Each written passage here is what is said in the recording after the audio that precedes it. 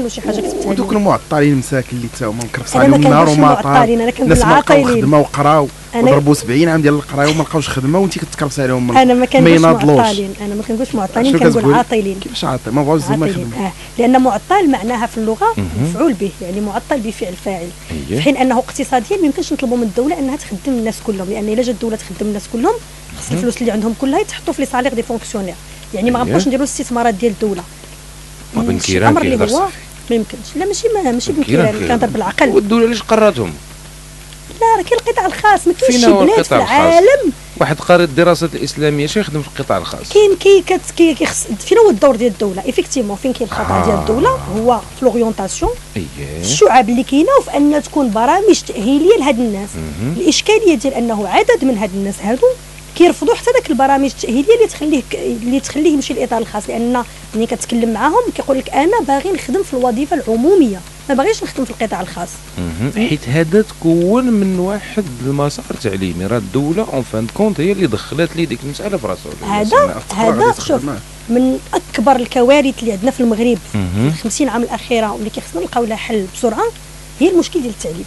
هذا هو الكارثه على جميع المستويات، على مستوى المضامين، على مستوى الشعب اللي مطروحه، على مستوى الملائمه ديال التكوين اللي كاين مع سوق المقاوله الى اخره. لكن واحد المساله اللي كتنرفزني هي واحد المره كان قال لي واحد السيد، قال لي هذوك الناس بما ان النظام التعليمي المغربي رديء وبالتالي فمستواهم ما يمكنش يقبل عليه القطاع الخاص. انا كنعتبر هذه اهانه في حق هذوك الناس، لانه شنو كتعني؟ كتقول لي الدوله خصها تخدمهم بدون مباراه وهذا لانه ما يمكنش يخدموا في القطاع الخاص.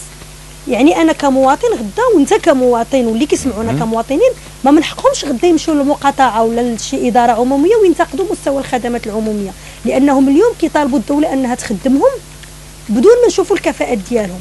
علاش سيدي انا القطاع الخاص كيدوز ليا لونتروتيان ويديروا لك لي تيست بسيكو جو سي با كوا وهادي باش يخدم الكفاءه اللي كتناسبه، والدوله كنقول لها خدميه مدى الحياه، لان ماشي بحال القطاع الخاص ما كاينش ما في يدكش غادي نجريو عليك، خدميه مدى الحياه وبدون مباراه، وخدمي هذوك الخريجين كاملين. شمن بلاد في العالم في هذه المساله هذه؟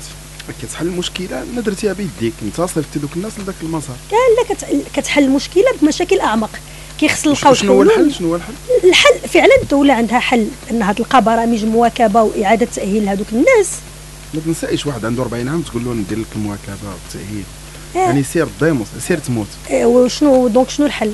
ايوا سنه عند السياسه ديال خليفه تعرف داكشي اللي كيقولوا الناس كلهم، هي خصها تقول العكس ديالو باش تدوز في الجورنال وتدوز في التلفازه وتجيبوا القفص التيهان. تعرضتي عليا القفص التيهان عبر على نفس هذه سنه عجيبه باقا دايره النشيد الوطني صون غير في التليفون ديالك. لا ولكن كنطلب اي واحد عنده يعطيه ليا، لان فاش تسرق ليا التليفون مشى ليا النشيد الوطني خدمت الازرق وتعطيه ليا صافي. باقا دايره الرايه ديال البلاد في الدار ديالك؟ داري فيها الرايه ديال البلاد، فيها دابا ما عندي جوج حيت جاتني وحده اخرى ولا نزيد جوج رايات. شنو عندك اخر معلقه في الدار؟ عندي التصويره ديال الملك مع مرته ووليداته. سنه